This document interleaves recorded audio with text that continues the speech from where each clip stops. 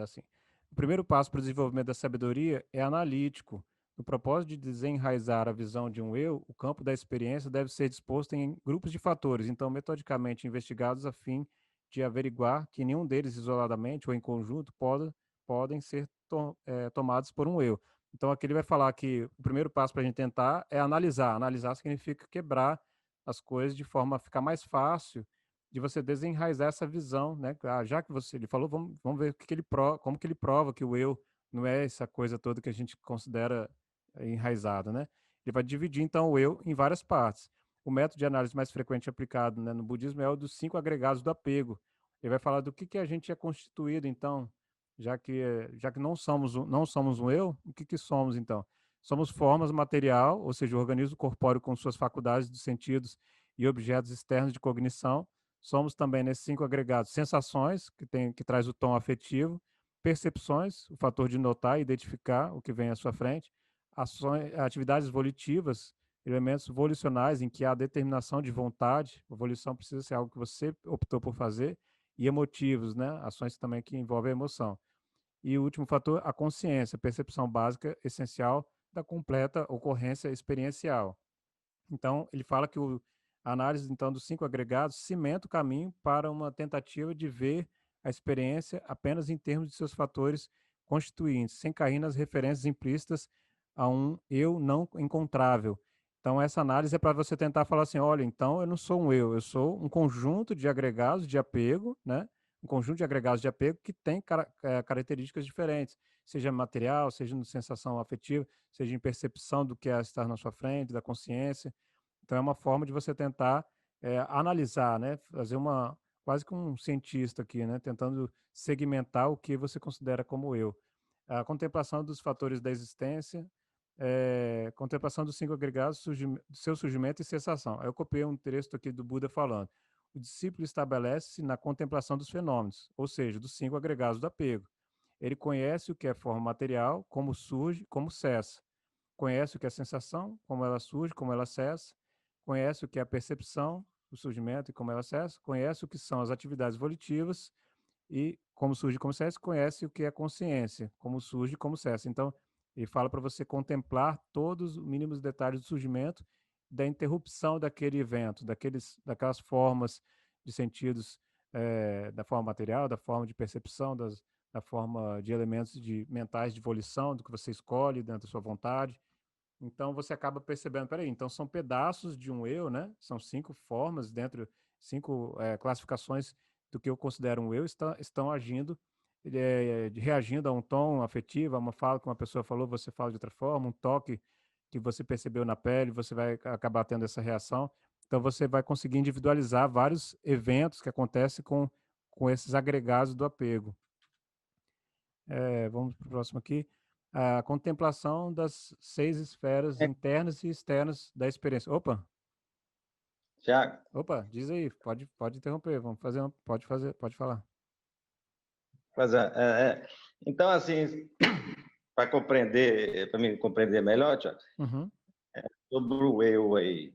Então, assim, o eu é dividido, Ele explica o seria eu, dividido, uhum. Ele, na verdade, tipo explica que o eu não existe, né? Ele fala que são esses 5 agregados de apego. pois é, mas o eu como, assim, indivíduo, como espírito, Como, es- ele, como esse, espírito, ele... esse eu Uhum.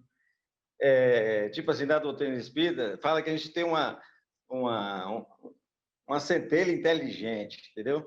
Sim. É como se tivesse uma forma inteligente já avançada, né? Uhum.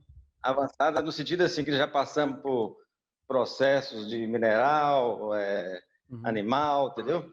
O Aí budismo construímos essa ele entra em inteligência. concordância em alguns pontos, mas ele usa termos diferentes, né? Por exemplo, quando ele fala no contínuo mental, na consciência e no contínuo mental, ele acaba falando assim que existem acúmulos, né?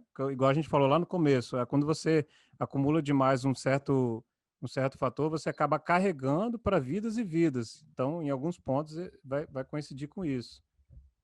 Mas pode falar, eu interrompi. Mas assim, esse eu que você quer dizer, então assim, nós somos dividido, o indivíduo, ele tem, pela analogia aí, ele é dividido, Sim. o eu pessoalmente, o eu como indivíduo?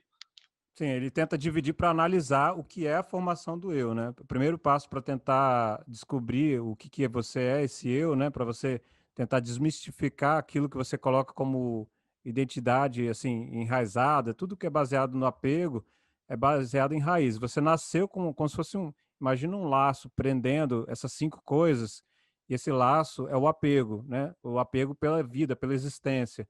Você já nasce com apego como que se fosse algo intrínseco, né? Então, aquilo que você carrega de vidas passadas, por muitas e muitas reencarnações, você trouxe agarrando e agarrando tudo que você acumulou.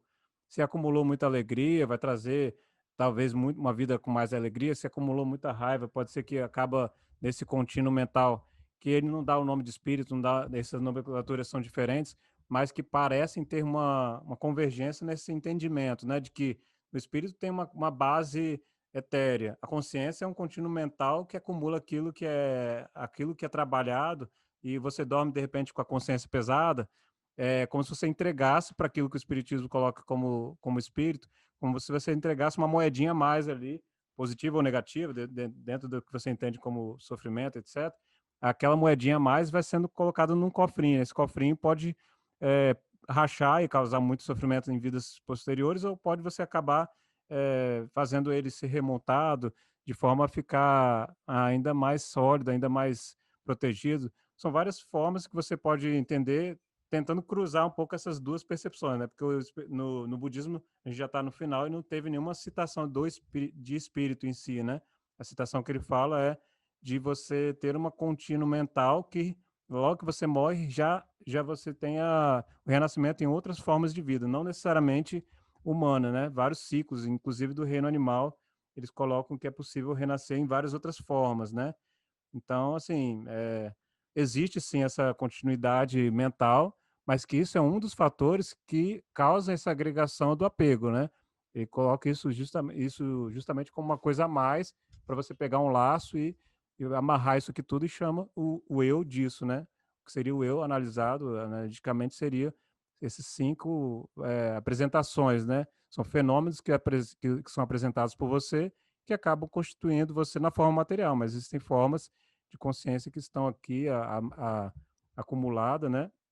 Que podem não, que renascem baseado no que eles falam, renascem em várias e várias vidas até você entender da não necessidade de renascer, dependendo no mundo material, né? Eles vão citar mais um pouco ali na frente sobre essas questões de renascer. Aí a gente retoma um pouco mais esse assunto. Então, vamos ver aqui o próximo slide.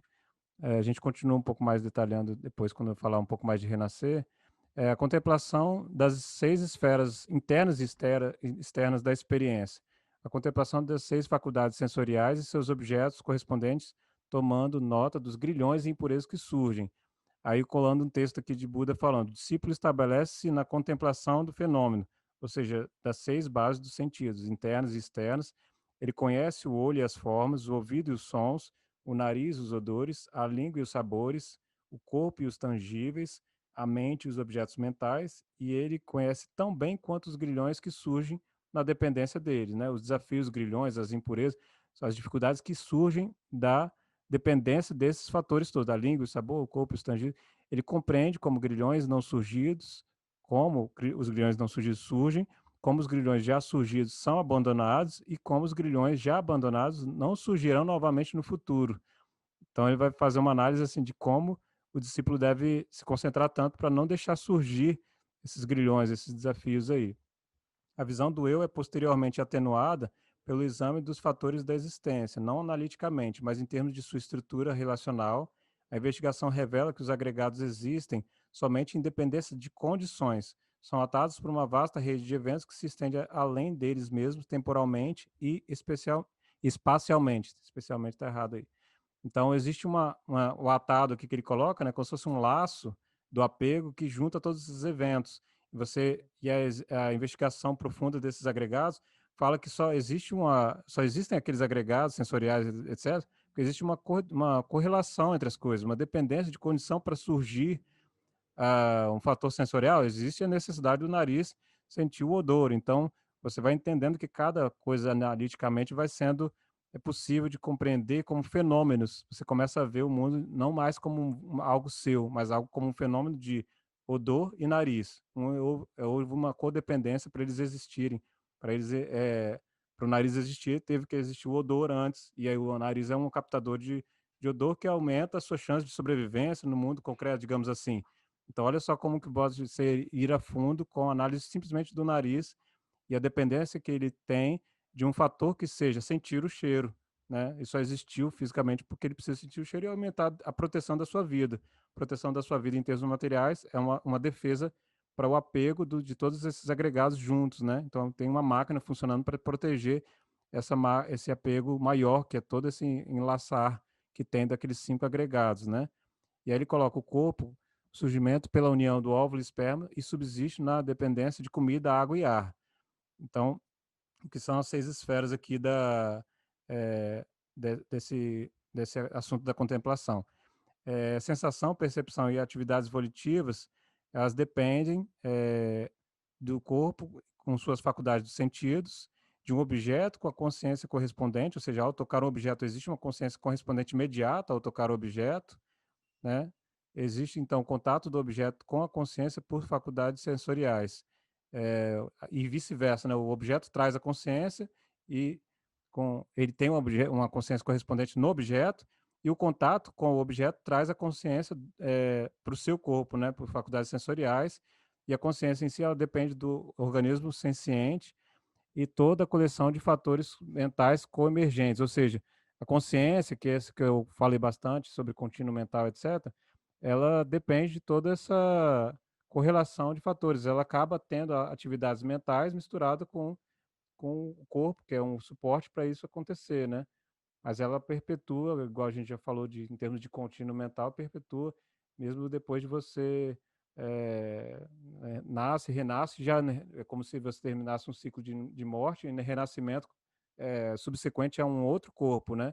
Não necessariamente o mesmo corpo aqui, já que ele já citou lá no começo que existem mortes e renascimentos com o mesmo contínuo mental trabalhando em cima desse apego, né? E todo esse processo de formação surgiu de vidas prévias no ciclo de existência e herdam todo o karma acumulado nas experiências anteriores. Ou seja, muito do que é karma acumulado e experiências anteriores podem acabar batendo um pouquinho com a ideia do que é um espírito, uma versão superior do que você está antes de você encarnar, né? Nada possui existência autossuficiente. Todo fenômeno condicionado existe de forma relacional, condicionado e dependente de outras coisas.